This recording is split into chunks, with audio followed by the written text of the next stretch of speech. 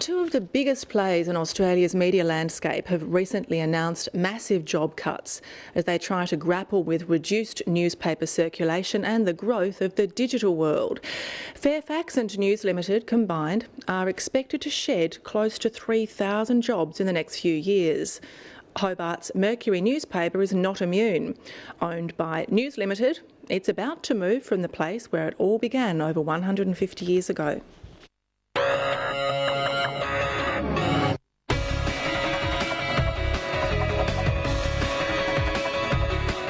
Like so many industries it's reported on, the media itself has undergone massive change.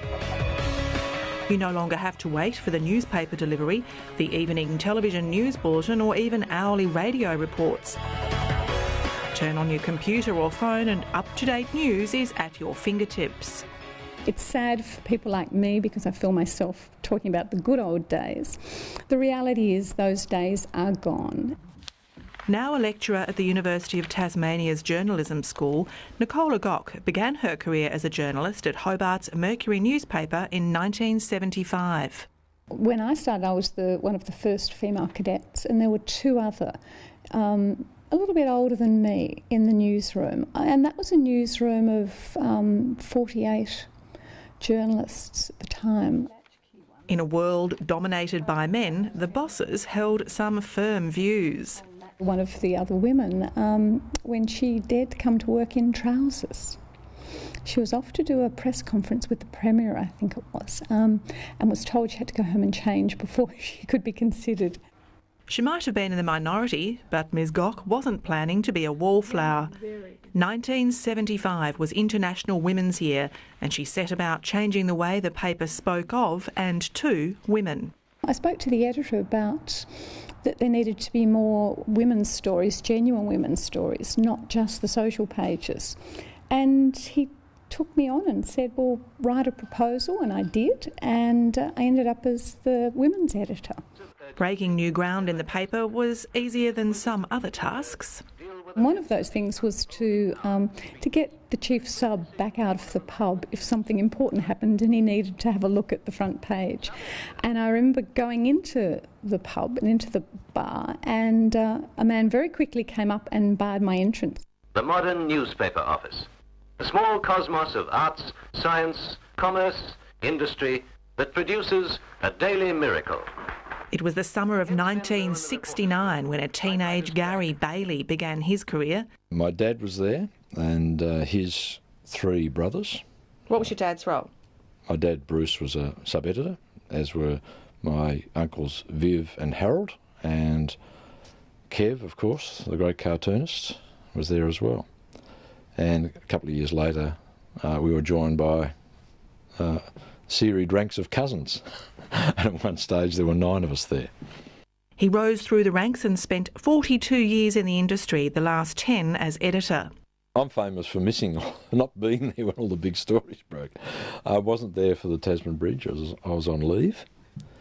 The biggest one, of course, Port Arthur. I was on the upper slopes of Mount Olympus, Cradle Mountain Lake St Clair National Park, on the day it happened. During his time, computers replaced typewriters and smoking in the workplace was banned. Gary Bailey has also been the architect of change. I had a pretty tough last couple of years in reducing the staff, but we just had to do it. When I left, I think there were 72 staff. At the peak, I think, in the late 90s, it might have been something like 108. The paper's been at the same site in Macquarie Street for over 150 years, but in coming weeks it'll be there no more. It's a fantastic decision. It's got the ability to change the way the Mercury and its associated publications are viewed. Suddenly it's gone from an old Art Deco building, which tradition's all very nice, but it's a cow of a place to work in. Salamanca Square, you've got everybody on one level. It's a modern, open, light-filled place. It's at the heart of where Hobart is now.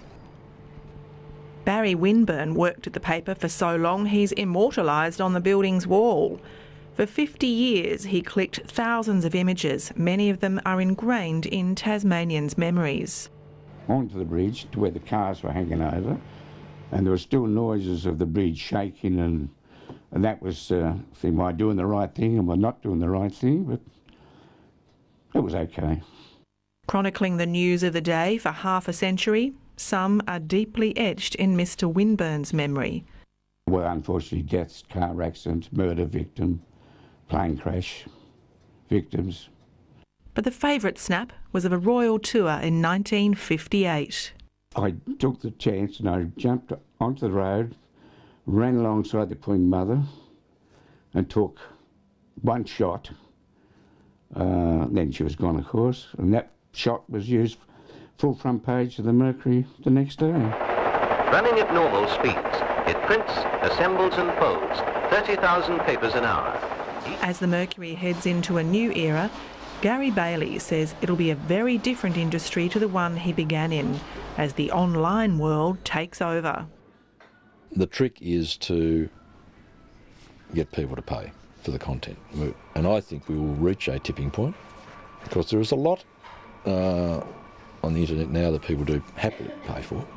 And iTunes is probably the standout example. For how long do you imagine there will be a future for a daily such as the Mercury?